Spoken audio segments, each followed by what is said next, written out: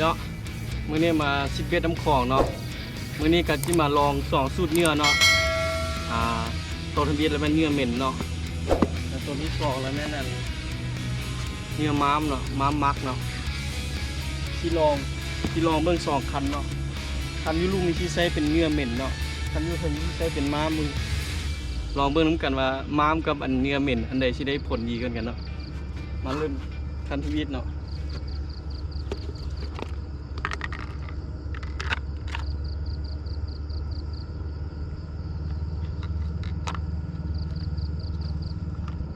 เนี่ยเนื้อเหม็นนะคันทำอิฐเนื้อเหม็น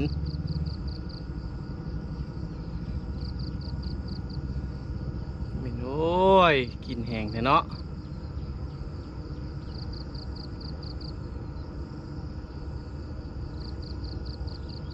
เอา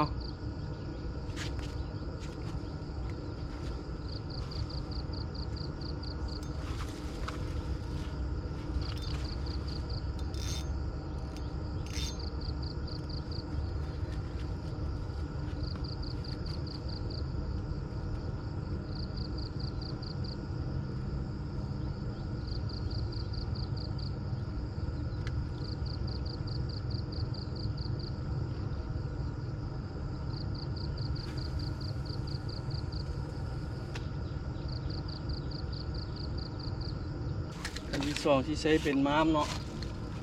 ม้ามมักไปคืนนึงแล้วเนาะ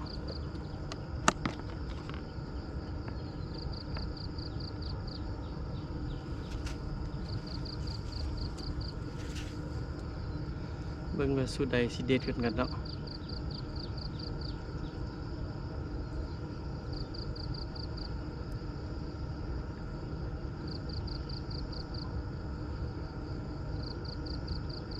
ตอนใหญ่ๆไปเลยเนาะเอาเสร็จแล้วตอนใหญ่ๆเลยลองเบิ่ง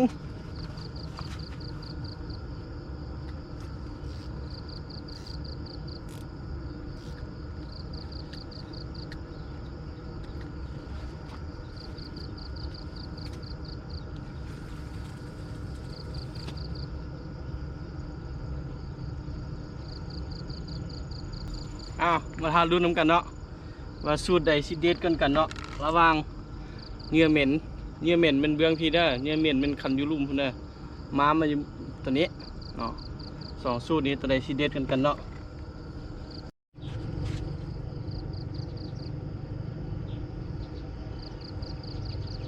คันเนื้อเหม็นนั้นเริ่มมีอาการแล้วนะคันยูรุ่มเนี่ยเริ่มมีอาการปลาทอดเลยมายานเป็นปลาน้อยปล่อยมันก่อน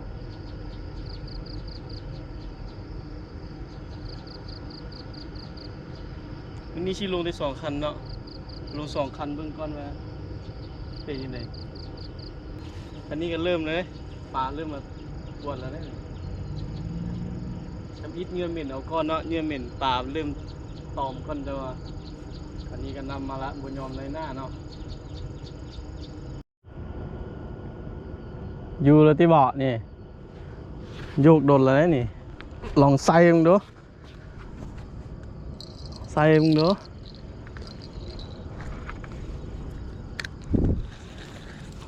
ลองใส่มึงดูอยู่บ่นี่นะ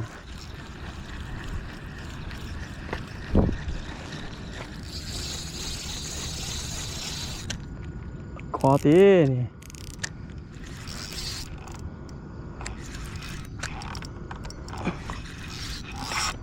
โอ้ก่อแล้ว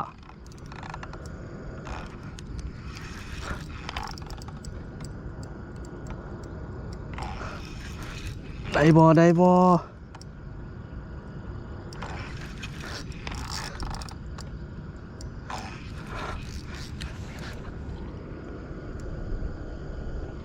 คือมาอยู่เด้มาเปลี่ยนคือเกาะมีมองกับเจ้ายูนของโบเรนเนี่ยมึงเห็นมัดกระตุกใช่คือสิได้ย้ายใหม่แล้วสิได้ย้ายขึ้นไปถึงนี่แหละหมดได้แล้วไปสินะเดี๋ยวสิย้ายกันนะย้ายมา ดึกอยู่เทิงนี้น่าจะบุมีโอ้ย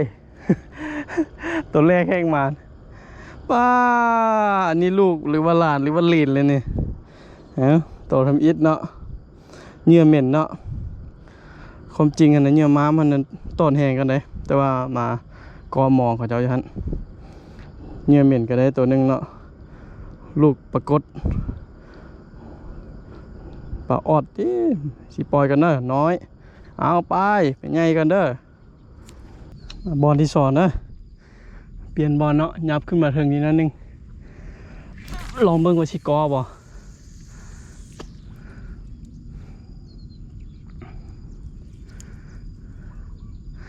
กออีกแล้วบ่จักสิว่าแล้วล่ะมีแต่เมื่ออย่างเดียว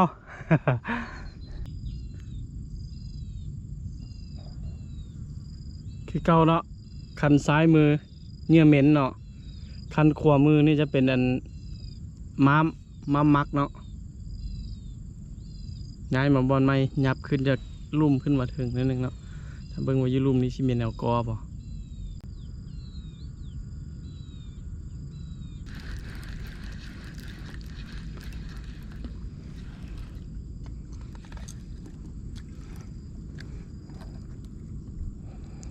ปลาออดน้อยเนาะตอดเตะดนละนำไปก่อนแล้วเด้อ1 แต้มเด้อเบื้องอันเหงื่อเหม็นส่วนม้ามฮันตอดซื่อแต่ว่ายังบ่ทันได้โตเนาะเหงื่อเหม็นคันที่คันซ้ายมือนี่กำลังกินคือกันเด้อ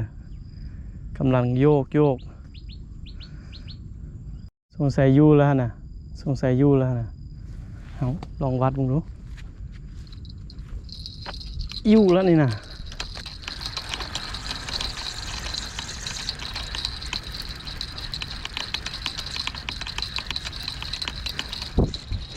อยู่แท้แน่นอน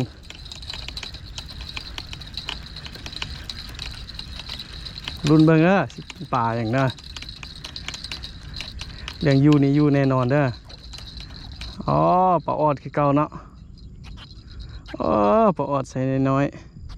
ตัวเมื่อกี้กับรุ่นนี่แหละโอ้ตัวใหญ่ใส่เบิดว้าเด้อเดี๋ยวนี้เหงื่อเหม็นนำแล้วเด้อนำห้างเลย2-0เด้อ เหงื่อเหม็นเบื้องซ้ายมือกินดีกันเนาะส่วนม้ามเบื้องขวามือท่านยังบ่ได้โตเลยเด้อกี้ตอดอยู่แต่ว่าตอดแล้วก็มิดไปแต่ว่าเราเรื่องได้ผลนี้ปัจจุบันนี้เหงื่อเหม็นได้ผลดีกว่าเด้อ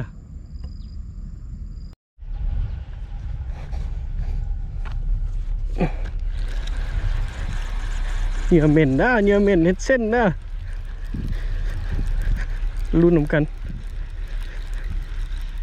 ดึงบัวแห้ง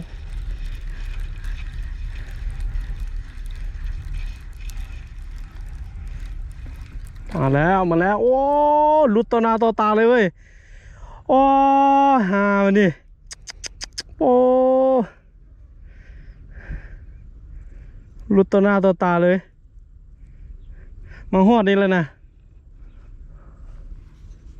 เอาไหม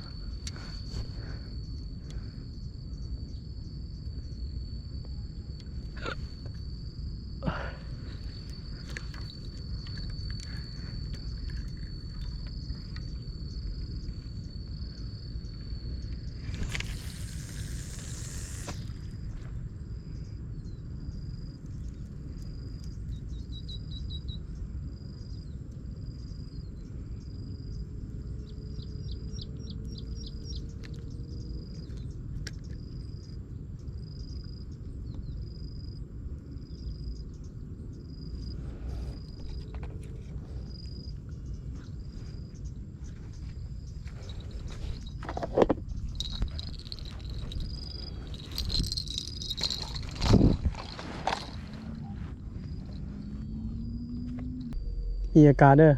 คันเหงื่อเหม็นเด้อสงสัยติดปลาน้อยแล้วเนี่ย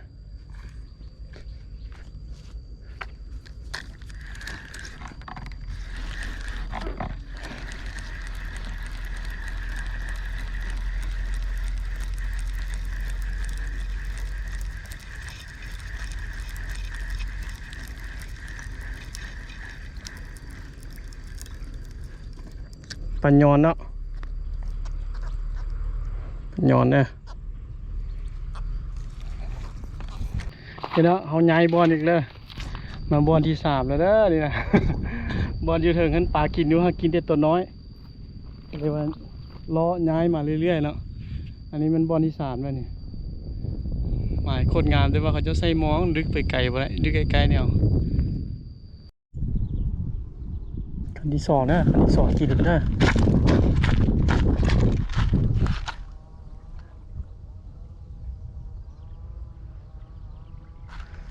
อาจจะอยู่แล้ว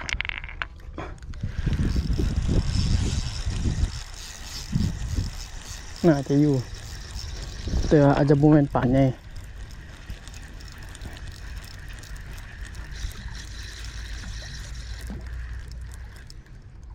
ปลาย้อนปลาย้อนปลาย้อนตัวงามๆ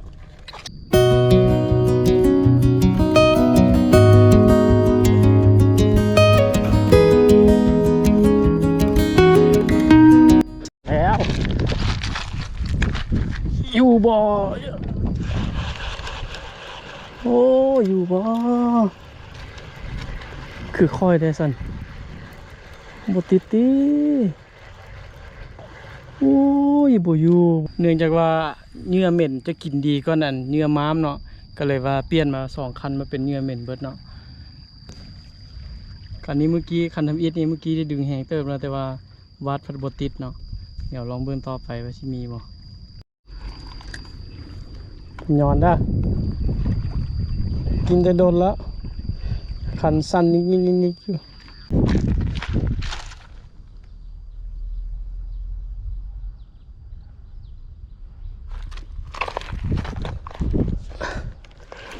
อยู่ปะน่าจะอยู่ละนี่น่าจะอยู่ละกีนี่ปอยู่เท่านี้น่าจะอยู่ละแหงเติบอ๋อมาแล้วเนาะมาละพอออดเนาะใส่ใหญ่ขึ้นมาน้อยนึงสรุปก็คือเนื้อเหม็นเด้อเนื้อเหม็นปลากินดีก่อนนะส่วนอันเนื้อม้ามมักอันโมปานใดเนื้อเหม็นได้5-6 ตัวเนาะเนื้อม้ามหาก็ได้ตัวเดียวนึงเนาะมีสูตรนี้ในหูผลแล้วเนาะว่าเนื้อเหม็นได้ผลดีก่อนเนาะแต่ว่าสูตรหน้าหันชีลองระหว่างเนื้อเหม็นกับ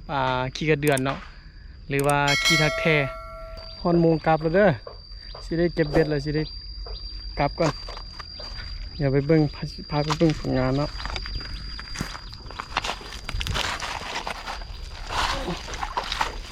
สรุปมื้อนี้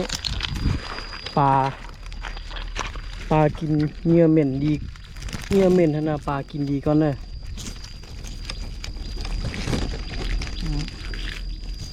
เนาะมีปลาออด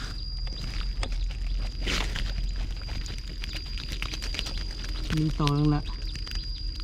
2 4 6ปลาญอนแล้วก็ปลาออดเนาะวันนี้ก็สิเก็บเบ็ดแล้วครับเบ็ดเวลาละ